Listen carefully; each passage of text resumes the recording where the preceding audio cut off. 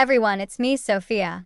If you've ever built something from nothing, your own business, your dream, your entire future, only to have your ex-husband steal it right out from under you, sell it under your name, and then claim it as his own success story while the world applauds him, then this story is going to make your stomach turn and then cheer like crazy. This is my revenge recall. How my ex-husband forged documents, sold my skincare company behind my back, pocketed millions, and paraded around as the founder, while I was left broken, and believing I'd lost everything.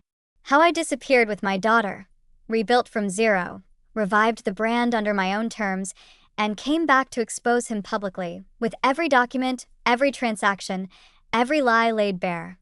I was 31 when he sold my life. Let's go back to the night I realized the betrayal. I started Luna Glow in my tiny apartment when I was 26. No investors, no loans, just me, my kitchen, natural ingredients, and a passion for real skincare. I mix serums, tested on myself, posted honest before and afters. People loved it. Orders came in. I quit my day job, rented a small lab space, hired one assistant. By 29, Luna Glow was doing $3 million a year, clean, sustainable, cruelty-free skincare with a cult following. My ex, Daniel, was supportive. He handled business stuff, contracts, suppliers, social media. I trusted him completely. We got married, had our daughter Mila. I thought we were building a future together. Then the cracks started. He began pushing for scale. We need investors, Nat. We need to professionalize. I resisted. I wanted to stay independent, keep control, keep it authentic. He got frustrated, started working late, stopped asking my opinion. One night, I found contracts in his email, sale agreements for Luna Glow, my name as sole owner, his signature as authorized representative. The buyer, a big corporate beauty conglomerate. Price, $18 million. I confronted him that same night. Daniel, you're selling my company? Behind my back. He didn't even flinch. It's our company, Nat. You're too emotional to see the big picture. They offered $18 million. We'd be set for life. You can start another little hobby brand. I felt the floor drop. But it's my name, my brand, my formulas. You forged my signature. He shrugged. You were too busy with Mila. I did what was best for the family. The sale closed 2 weeks later. The money went into his new account. He told everyone he built and sold Luna Glow. Media called him visionary entrepreneur. I was erased. No credit, no money, no say. I left that night, packed one bag for me, one for Mila, drove to a different state, changed our names, disappeared. The first 3 years after discovering the fraud were a brutal, soul-crushing fight for survival and sanity. Mila was only 4, a tiny girl with big brown eyes that looked too old for her age. Every morning she asked the same heartbreaking question, Mommy, why doesn't Daddy live in the big house anymore? Can we go back? I didn't have answers that didn't hurt. I told her half-truths. We're on a new adventure now, baby. Just you and me. But inside, I was screaming. I moved us to a completely different city, a gray, industrial place 2 states away, where no one knew our names. I rented the cheapest one-bedroom apartment I could find, a dingy place on the 3rd floor of a crumbling building. The walls were thin. I could hear the neighbors arguing, the pipes groaning, the baby downstairs crying at 3 a.m. The kitchen was barely big enough for one person. The bathroom had black mold in the corners, and the mattress on the floor smelled like cigarette smoke from the previous tenant. I couldn't afford anything better. My credit was destroyed, 450 score, maxed cards, late payments, collections calling every day. I was unemployable in any decent job. Banks laughed at me. Landlords rejected me. I was trapped. I worked 3 jobs at first. Mornings, data entry for a remote call center, typing numbers into spreadsheets until my eyes burned. Afternoons, stocking shelves at a discount grocery store, lifting boxes heavier than Mila. Evenings, waitressing at a greasy diner, smiling through shifts while my feet bled in cheap shoes. I came home at midnight, smelling like fryer oil and bleach, collapsed on the floor beside Mila's bed, so she wouldn't wake up alone. We ate ramen, canned beans, day-old bread from the store. I skipped meals so she could eat. I cried in the shower so she wouldn't hear. Depression wrapped around me like chains, thick, heavy, unbreakable. Some days I couldn't get out of bed. I stared at the ceiling, wondering if this was all my life would ever be. But Mila kept me breathing. She started drawing pictures, houses, flowers, me and her holding hands, and selling them to neighbors for $1. "Mom, we can buy a house again," she'd say, eyes bright with hope. It broke my heart and mended it at the same time. She reminded me of what I was fighting for. I started fighting legally. I found a lawyer who specialized in identity theft, a fierce woman named Rachel who took my case pro bono at first because she'd been through something similar. We filed a police report for fraud, got all credit reports frozen, started the long, agonizing process of disputing every single charge, every loan, every late payment. The banks fought back hard. "You co-signed," they said. "You're liable." I had proof, handwriting analysis, showing the signatures weren't mine, timestamps on documents proving Daniel filed everything from his office computer, IP logs linking it to his address. It took 18 months of endless paperwork, court dates, depositions, and sleepless nights. I lost weight, lost hair, lost hope some days. But the evidence mounted. The police opened a criminal investigation. Daniel was served. He denied it at first. It was a misunderstanding. Then he blamed me. She knew. She agreed. Then he begged. "Sophia, don't do this. We're family. Think about Mila." I didn't stop. While the legal war raged, I rebuilt in secret. I started a small graphic design side hustle, logos, social media graphics, freelance work for local businesses. I used the library Wi-Fi, worked on my old laptop until it died, bought a used one with my first $200 profit. Every dollar went to legal fees and a tiny emergency fund. I learned credit repair inside out, disputed inaccuracies, negotiated settlements, rebuilt my score point by point. From 450 to 620, then 680, then 720. It was slow. It was painful, but it was mine. Year 3. The criminal case stuck. Daniel was charged with identity theft, wire fraud, forgery.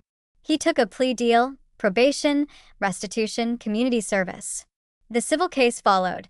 I won a judgment for $750,000 plus damages and punitive fees. He had to sell the house.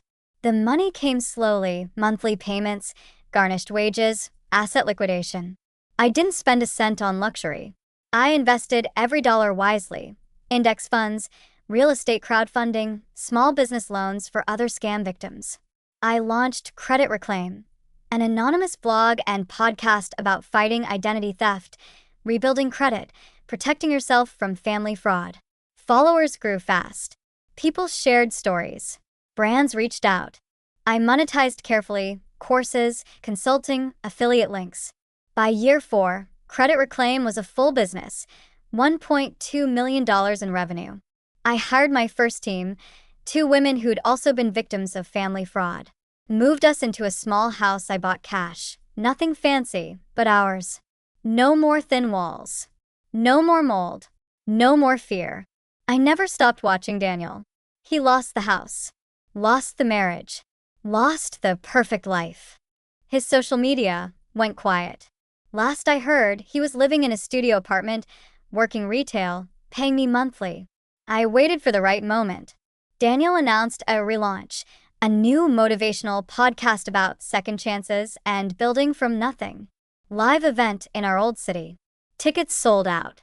He was speaking as the entrepreneur who overcame hardship. I bought the venue, anonymously, through a shell company. The day of the event, I walked in with my lawyer and a folder. The stage was set. Daniel in a suit, smiling for the cameras, about to give his keynote. How I built my life back after loss. I stepped onto the stage uninvited. The crowd murmured. Daniel turned. His smile froze. "Sophia?" I smiled back.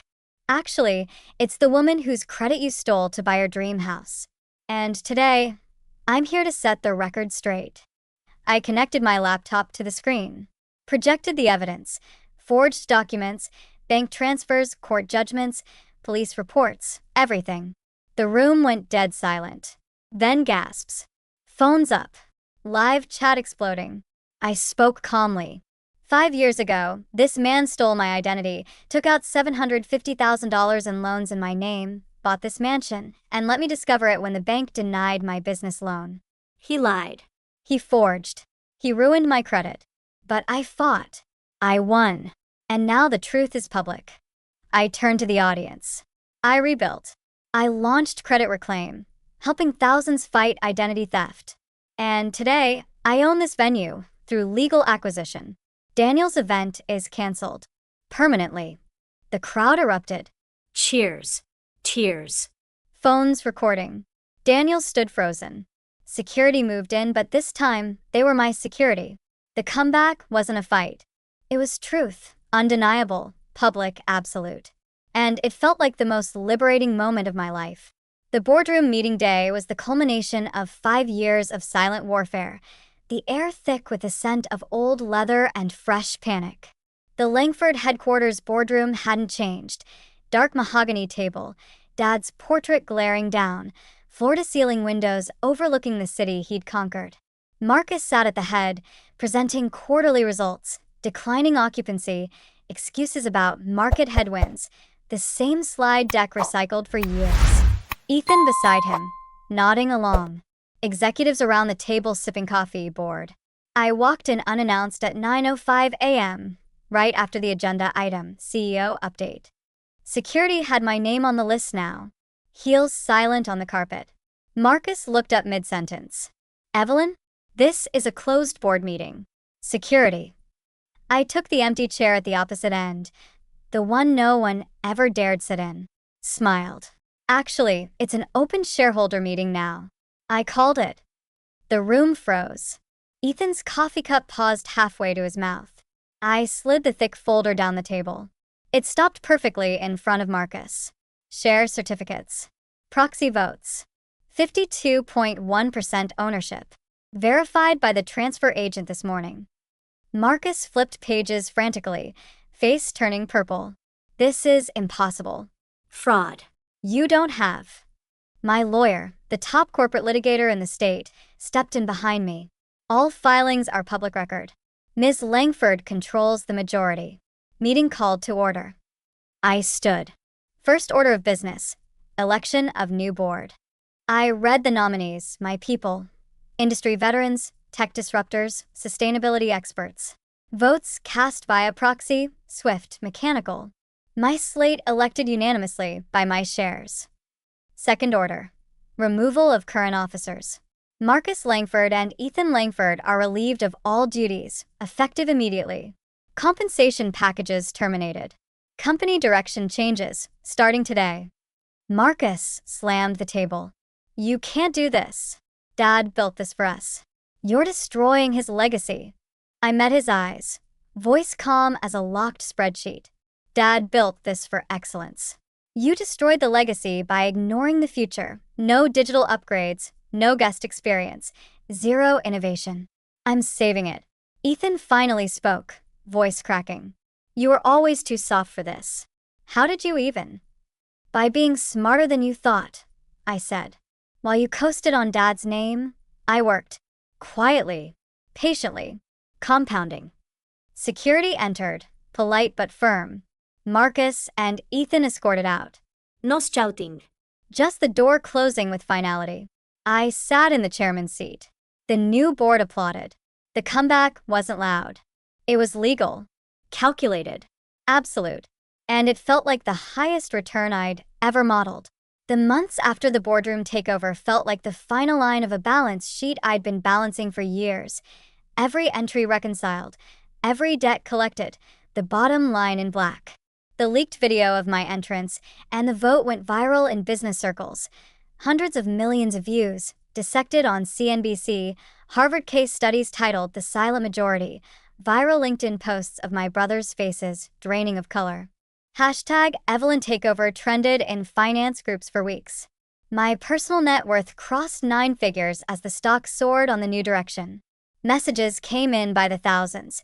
Women in corporate who'd been passed over finally negotiating board seats, daughters excluded from family businesses building their own funds, young analysts saying, "You made me invest quietly until I owned the room."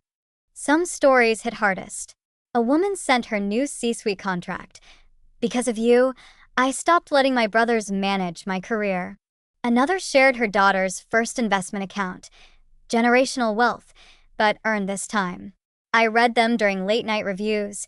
Theo asleep, tears blurring the quarterly reports as I realized how many futures I'd helped fund.